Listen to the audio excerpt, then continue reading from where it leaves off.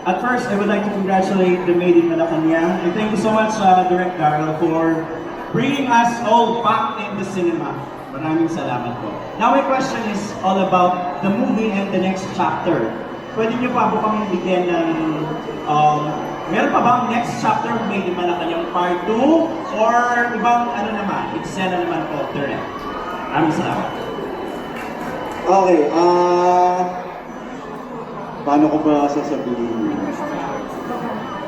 Meron po kasi kaming goal na marating ng pelikula bago namin masabing may part 2. Meron kaming dapat abutin na kita, kumbaga, para makapaghanda sa budget.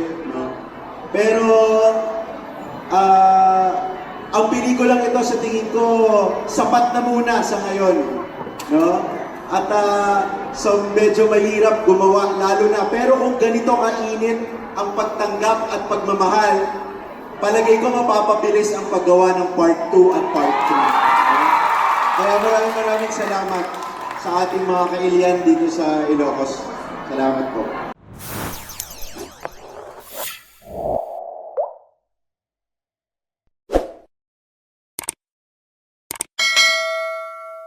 Hello, good evening po.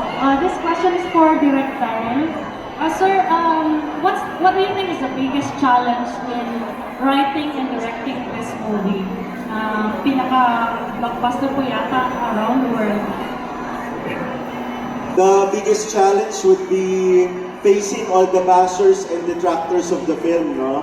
Alam ko, konti lang ang may lakas ng loob ipagtanggol ang pamilya ng pinakamahusay na Pangulo ng Pilipinas sa ating kasaysayan.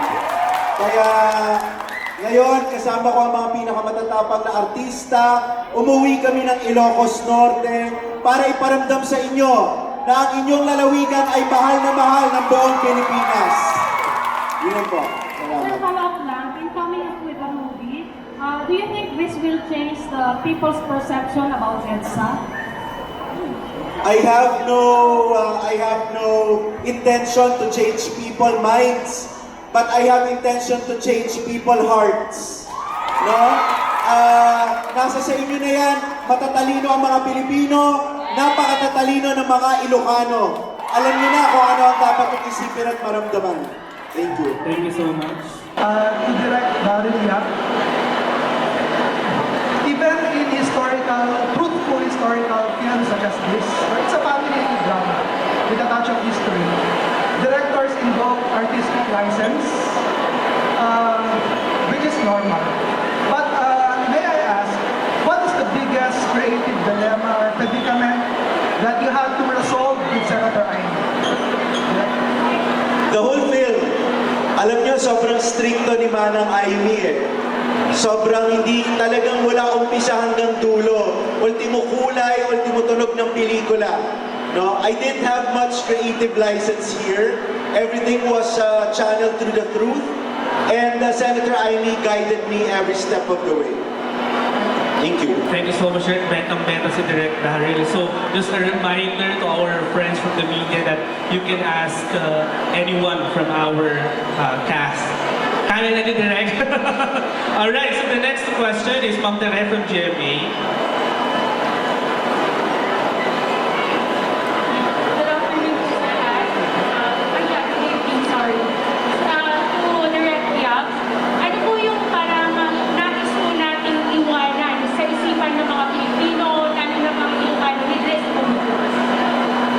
Meron akong tatlong katotohanan na gustong iwan sa kanila. Bilang ang tatay ko ay isang Ilocano din, no? Unang-una sa lahat, magkakaroon lamang tayo ng pagkakaisa kung tayo ay mag-uusap-usap at mapagdidiskusyonan ng ating kasaysayan. Pangalawa, ang lahat ay may pagkakataon para sa pagtatanggol sa sarili at kapatawaran. At pangatlo, matalino at malaya ang bawat Pilipino at karapatan nilang manood ng panoorin at sine na nais nilang panoorin.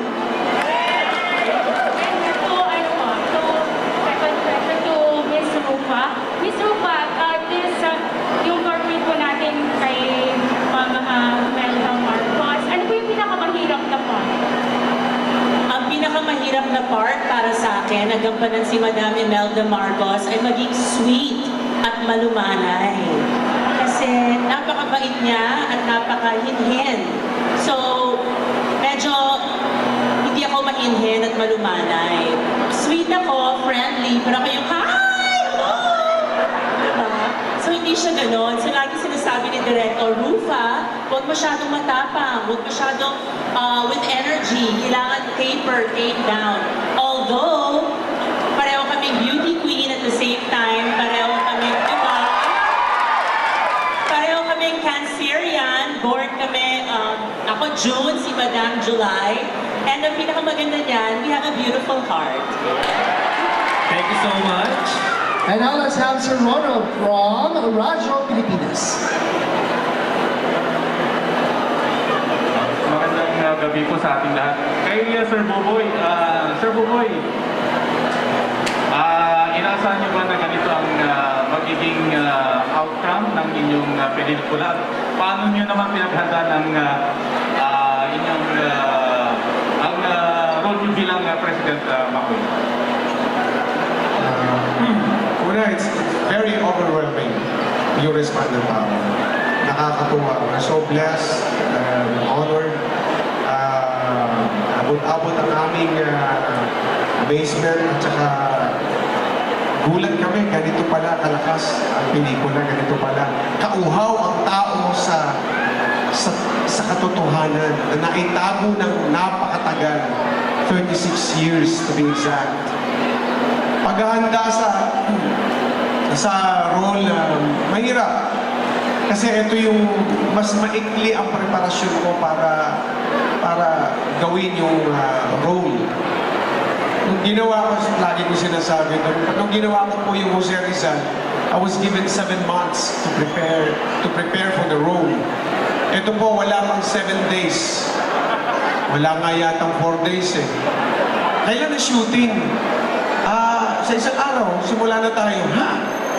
Ganon. Kailan, alam niyo po kaya ako tinanggap ito dahil kailan pa ulit kakatok ang oportunidad na ito na para gawin ng isang Cesar Montano, ang isang former President Ferdinand Emmanuel Endralin Marcos. Kailan pa? That's why I jump into the character right away. Kinausap ko yung aking makeup artist na paano gagawin natin sa buhok.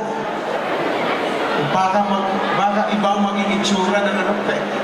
Baka magalit sa atin ang mga loyalists ng ni President. Kaya pinag-isipan namin mabuti na isang araw, halos dalawang araw kami nag-iisip para gawin yun. So it took me so much courage para gawin ito. But I'm so honored na ibigay sa akin itong role na to. I'm so privileged na ginampanan ko ang former president natin, Marcos. Maraming salamat. Maraming salamat, Sir Buboy and Sir Ronald.